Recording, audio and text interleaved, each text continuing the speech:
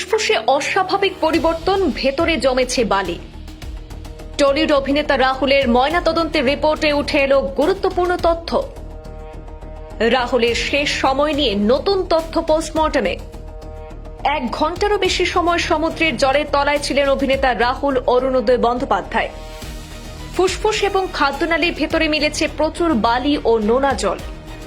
1 ঘন্টা ধরে তিনি নিখোঁজ থাকার পরও ইউনিটের কেউ কি তা জানতেন না? এটা কি স্রেফ দুর্ঘটনা নাকি কোথাও ত্রুটি ছিল?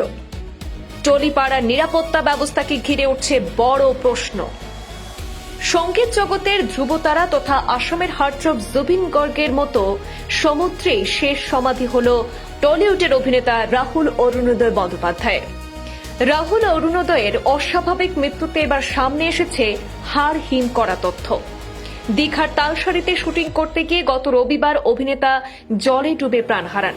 আজ সোমবার তার ময়নাতদন্তের যে প্রাথমিক তথ্য সামনে এসেছে তা টলিপাড়ার নিরাপত্তা ব্যবস্থাকে বড়সড় কাঠগড়ায় দাঁড় করিয়ে দিল। চিকিৎসকদের অনুমান, রাহুল বেশ কয়েক মিনিট নয় বরং 1 ঘন্টারও বেশি সময় জলের তলায় নিমজ্জিত ছিলেন। রাহুলের ময়নাতদন্তে ঠিক কি কি উঠে এলো, চলুন আমরা একবার বিস্তারিতভাবে তা জানার চেষ্টা করব।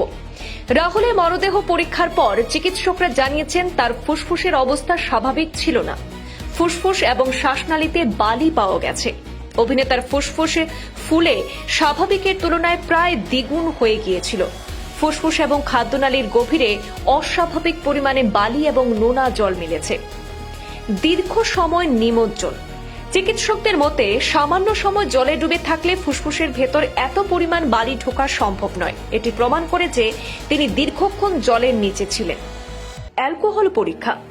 মৃত্যুর আগে শরীরে কোনো অ্যালকোহল বা অন্য কোনো পদার্থের উপস্থিতি ছিল কিনা তা নিশ্চিত হতে ভিসেরা সংরক্ষণের সিদ্ধান্ত নেওয়া হয়েছে। পরীক্ষার রিপোর্ট এলেই সেই বিষয়টি স্পষ্ট হওয়া যাবে। এবার প্রশ্ন উঠছে, এটা কি গাফিলতি নাকি কোনো ষড়যন্ত্র ছিল?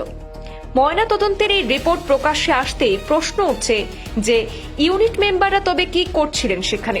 যদি 1 ঘন্টার বেশি সময় রাহুল নিখোঁজ থাকতেন তবে কেন তখনই উদ্ধার কাজ শুরু করা হলো না? তাছাড়া সহ অভিনেত্রী শ্বেতাকে উদ্ধার করা গেলে রাহুলকে কেন উদ্ধার করা গেল না? রাহুল কেন অলক্ষ্যে রয়ে গেলেন? সেই প্রশ্নটাও উঠে আসছে। অভিনেত্রী সুদীপ্তা চক্রবর্তী, রূপাঞ্জনা মিত্র আগেই নিরপেক্ষ তদন্তের দাবি তুলেছিলেন। পরিচালক পারমিতা মুন্সির করা প্রশ্নগুলো এখন আরও প্রাসঙ্গিক হয়ে উঠেছে। শুটিং স্পটে কোনো পেশাদার ডুবুরি বা স্পিডবোট কেন ছিল না?